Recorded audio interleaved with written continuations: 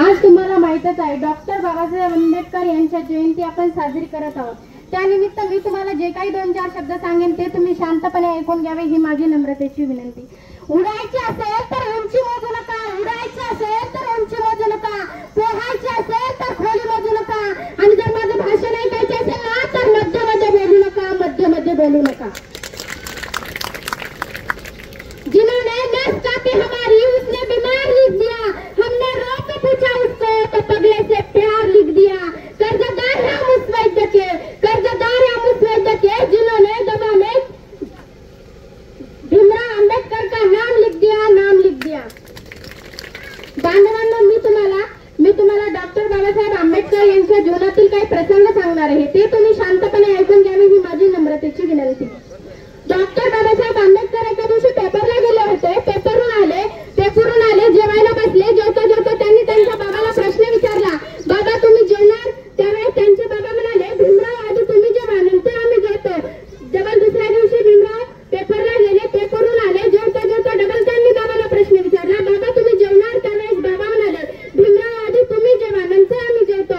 तिसरा दिवस गेला, चौथा दिवस गेला. भीमराव दररोज विचारायचे, बाबा तुम्ही जेवणार? बाबाचं चालूच असायचं, भीमराव आधी तुम्ही जेवा, नंतर आम्ही जेवतो. 5व्या-6व्या दिवशी भीमरावांच्या लक्षात आलं की मी दररोज बाबाला विचारतो, बाबा तुम्ही जेवलात का? त्यावेळेस दररोज बाबा म्हणतात, भीमराव आधी तुम्ही जेवा, नंतर आम्ही जेवतो. माझं जेवण झाल्यानंतर टोपलीमध्ये एक सुद्धा भाकर शिल्लक राहत नाही, तर माझे बाबा काय खात असतील? त्यांना भूक नाही का लागत? त्यावेळेस डॉक्टर बाबासाहेब आंबेडकर त्यांच्या बाबाला विचारतात, बाबा मी तुम्हाला दररोज विचारतो की तुम्ही जेवलात का? त्यावेळेस तुम्ही दररोज म्हणता, भीमराव आधी तुम्ही जेवा, नंतर आम्ही जेवतो.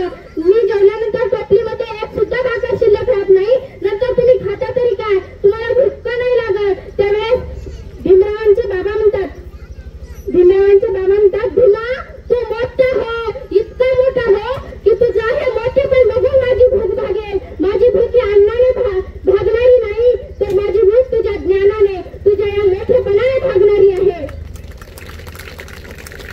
घरामध्ये नीट मुजूटही नव्हतं खायला तर आम्ही म्हणायचो आम्ही नाही अभ्यासाला बसणार. घरामध्ये नीट मुजूट नसतं खायला तर आम्ही म्हणतो आम्ही नाही अभ्यासाला बसणार. आणि ज्यांच्या घरामध्ये साधी वीज नव्हती ते रस्त्यावरील विजेच्या दिव्याखाली बसून 18 तास अभ्यास करायचे, ते महामानव म्हणजे डॉक्टर बाबासाहेब आंबेडकर. डॉक्टर बाबासाहेब आंबेडकर हे अमेरिकेला शिकायला गेले होते. अमेरिकेला कोलंबिया विद्यापीठाच्या समोर प्रवेशद्वारापाशी आजही लिहिले आहे, शतकातील सर्वोत्तम विद्यार्थी डॉक्टर बाबासाहेब आंबेडकर. डॉक्टर बाबासाहेब आंबेडकर हे अमेरिकेमध्ये शिकायला असताना त्यांच्या सोबत एक धनीपुत्र नावाचा मुलगा शिकायला होता. डॉक्टर बाबासाहेब आंबेडकर हे 18 तास अभ्यास करायचे. त्या धनीपुत्र नावाच्या मुलाने डॉक्टर बाबासाहेब आंबेडकर म्हणाले, भीमा तू थोडी झोप तर घेत जा, दुपारचं जेवण तर करत जा. त्यावेळेस डॉक्टर बाबासाहेब आंबेडकर म्हणतात, माझ्याकडे झोपायला वेळ नाही आणि दुपारचं जेवायला माझ्याकडे पैसे नाही. त्यावेळेस तो धनीपुत्र काळजीने म्हणाला, भीमराव तुम्ही जगणार तरी कसे? अहो तुमच्यात बळ येणार तर कसं?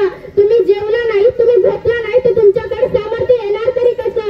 त्यावेळेस भीमराव म्हणतात, मला असं एकटं वाटतं खचल्यासारखं. त्यावेळेस माझ्यासमोर राजश्री शाहू महाराज उभे राहतात.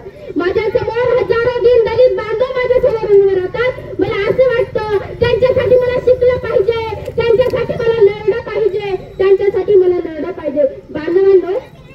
बांधवांनो, आज आपली तरुण पिढी रक्षा कवचात आहे.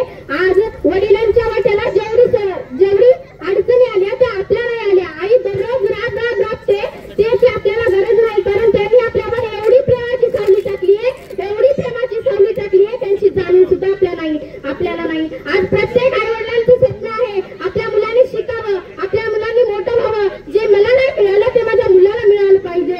पहिले आपल्या वडिलांना शाळेत जाण्यासाठी सायकल नव्हती. ते आज म्हणतात मला सायकल नाही मिळाली तर काय झालं, मी माझ्या मुलाला सायकल घेऊन देईन आणि त्याला सगळ्यात आधी शाळेत पाठवेल. मी नाही जे केलं ते माझा मुलगा करेल.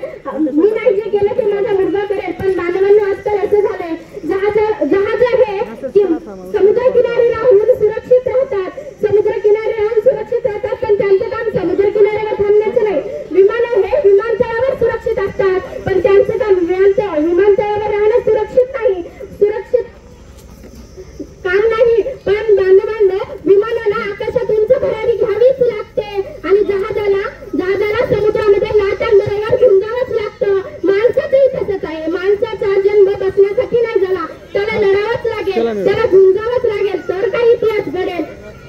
म्हणतात ना, परिस्थिती माणसाला परिस्थिती घडवत नाही आणि बिघडवत नाही. माणूस हाच परिस्थिती घडवतोय आणि माणूस हाच परिस्थिती बिघडवतो. अहो तुम्हीच सांगा ना, डॉक्टर बाबासाहेब आंबेडकरांच्या वडील काय अब्जाधीश होते काय करोडपती होते?